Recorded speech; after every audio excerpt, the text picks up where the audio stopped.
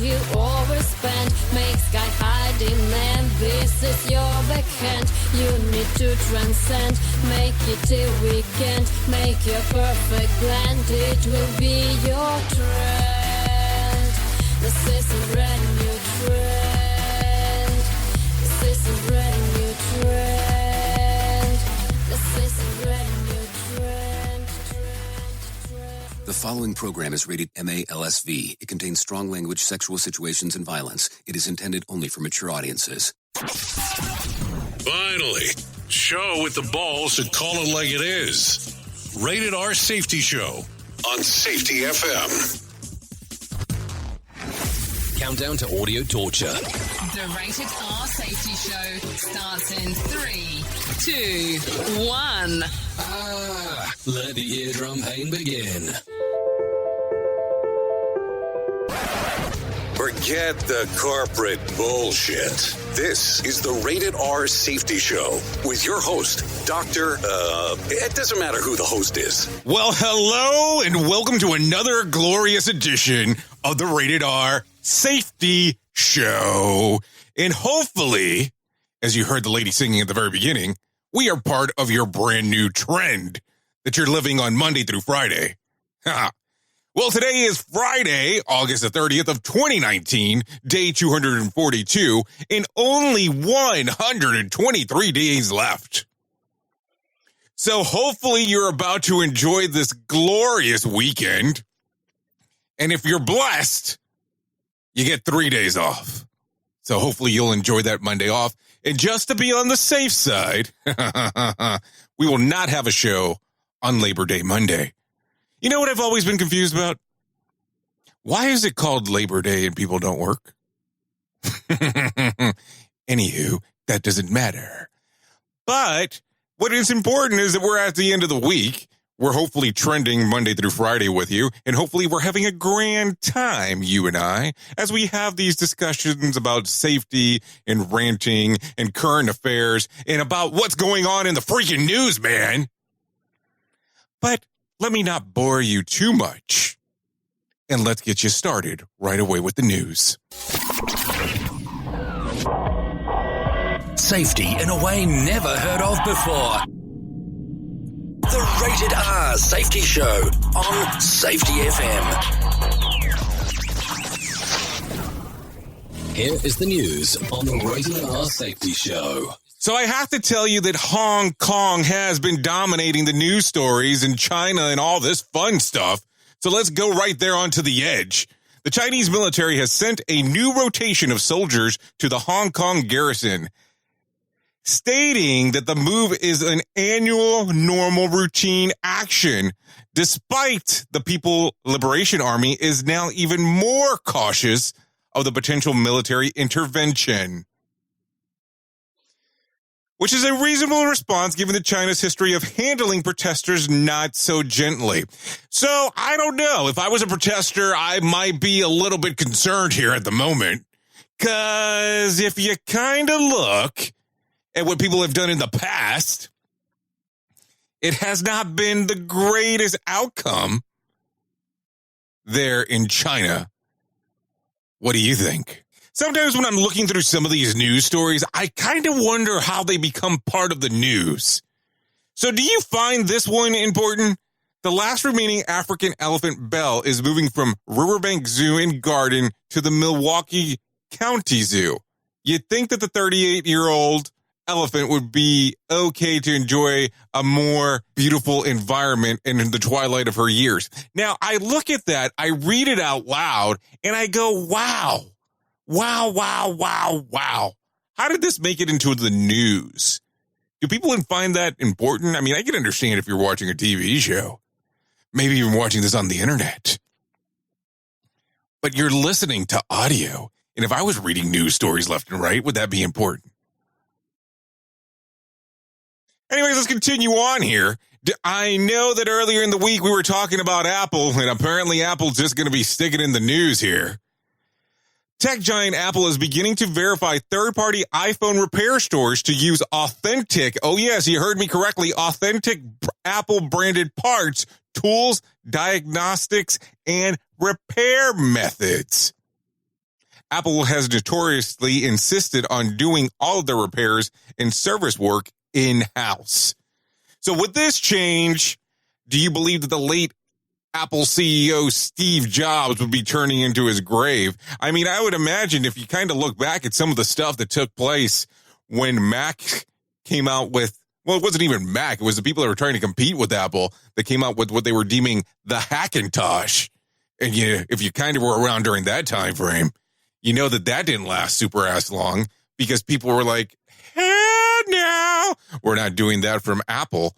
Apple has this whole thing that they like to maintain on how their product is superior. Do you think that this will downplay? Oh yeah, I said downplay how well they actually normally take care of their stuff. And let's go back to the foreign lands. So here we go. North Korea changed their constitution to make Kim Jong-un the nation's official head of state, granting him total control over all state affairs and the military. Previously, this role had been implied in the capacity of the supreme leader, but the new change makes his ability to conduct international relations explicitly his own decision. While analysts believe that this might have a potential move towards a peace treaty with the U.S., recent North Korea missile tests suggest otherwise. Well, that kind of gives you all kinds of power if you get all that. What is your thought? How do you think this is going to turn out? I always kind of wonder on how some of this stuff goes. So as we continue going back and forth with the different information, ladies and gentlemen, let's talk about Google for a moment.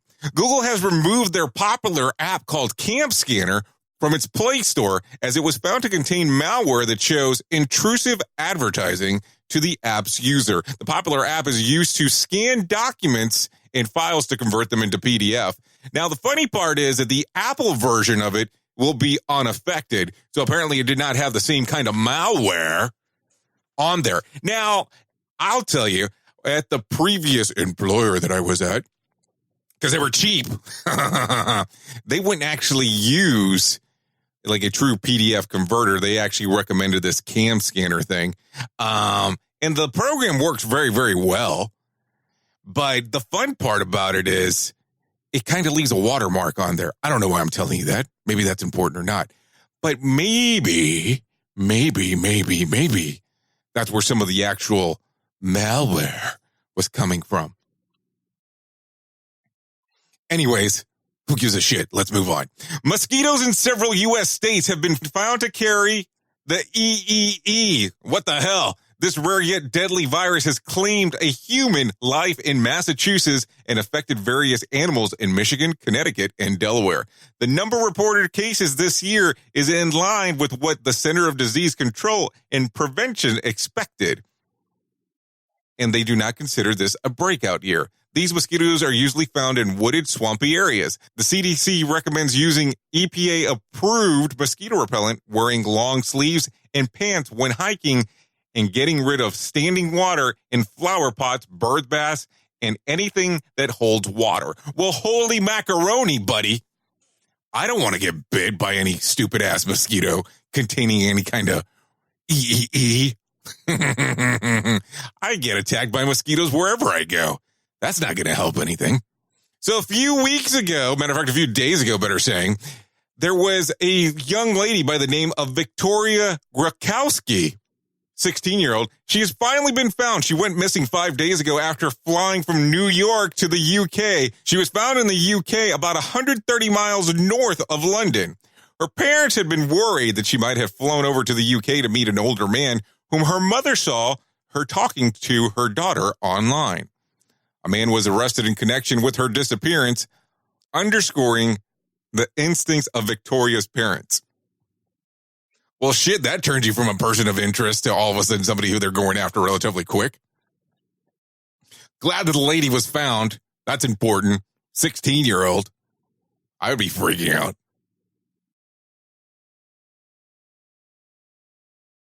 I don't know, a lot of technology news today, but let's continue down the path here. Former Amazon employee Paige Thompson was indicted for her unauthorized intrusion into the private data of more than 30 companies, including Capital One. She could potentially face up to 25 years in prison. She hacked these companies not only to steal the data, but also for mine cryptocurrency for her own gain. And of course, some smartass writes in this article, there's one more reason to stick to traditional stock market. Yeah, because that's trustworthy. What do you think about cryptocurrency? It's becoming more and more popular. It's kind of weird, too, at the same time. Duh. Anyways, let's talk about one of my favorite places on the planet. Let's talk about San Diego. Researchers at the University of California, San Diego have grown mini brains. Oh, yes, that is mini brains. That's like micro, tiny brains in their lab from stem cells. The mini brains produce similar electrical signals to those of a 6-month-old human fetus. This holds great potential for illuminating the earliest biological markers of conditions like epilepsy and autism. However, the use of stem cells presents an ethical dilemma that the National Institute of Health hopes to solve in order to help pave the way to a more mentally healthy world. The other thing that you have to look at, this is a great thing here, because that mini brain thing, if they're able to do a lot of studying on it, that's really, really good because it can help us. The other side that I look at, because of course, I watched that stupid ass Matrix movie thousands of times. Is that how they're going to get the electric to power the people that are inside of the pods? Or am I thinking too deep here? Let's go down some more with some tech here. A medical record software for dentists called DDS, that's DDS, Safe has been ransomized by hackers, affecting practices around the country. Ransomware is the hack that usually requires infected computers to pay the fee to hackers in order for the usability to be restored. 2 companies paid to get access back, and the owner of the software has been helping offices install patches to override it. Well, holy crap, dude. Can you imagine that? All of a sudden you have a piece of software that you use all the time, and you get ransomware or hacked that you can't use the software now? And this is kind of like the main component to everything you do? Yeah, that would suck. And of course, as we've already noticed throughout the world here, a lot of talk here in the U.S. about the hurricane that's coming up, so let's go down that path real quick. Round and round it goes where it hits probably a heavily populated area in southern Florida, but nobody knows. Hurricane Dorian has Floridians shoveling sandbags, picking the shelves of local grocery stores clean, and lining up at gas stations as the growing storm trashes Puerto Rico and the Virgin Islands. The National Hurricane Center said that the Category 1 storm is expected to strengthen into a potential catastrophic Category 4 with wind speeds up to 130 miles per hour. So far, the damage left behind is lighter than expected. But officials aren't taking any chances. President Trump canceled a planned trip to visit Poland, and local officials are issuing warnings and making preparations for a disaster. No one quite knows where the storm will land. It could hit Georgia, in the middle of Florida, the Miami area, or the Florida Keys. The likeliest landfall is just north of Miami. Well, Florida, if you're listening, please make sure you prepare. And, of course, Georgia, be on the lookout, because you never know what the hell is going to happen. So let's go ahead and talk right now about the days of the year that you can celebrate. And believe me, the list is pretty interesting today for sure.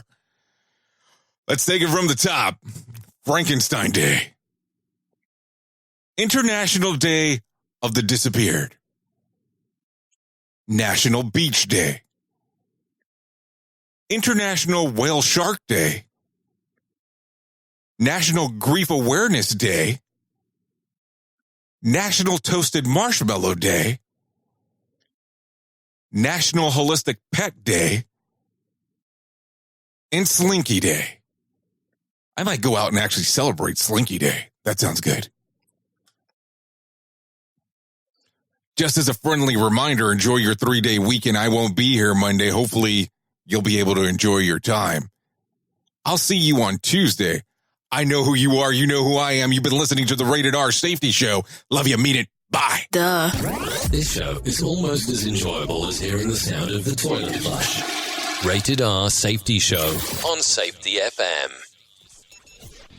The views and opinions expressed on this podcast are those of the host and its guest and do not necessarily reflect the official policy or position of the company. Examples of analysis discussed within this podcast are only examples. They should not be utilized in the real world as the only solution available, as they are based only on very limited and dated open source information. Assumptions made within this analysis are not reflective of the position of the company. No part of this podcast may be reproduced, stored in a retrieval system, or transmitted in any form or by any means, mechanical, electronic, recording, or otherwise, without prior written permission of the creator of the podcast, Jay Allen.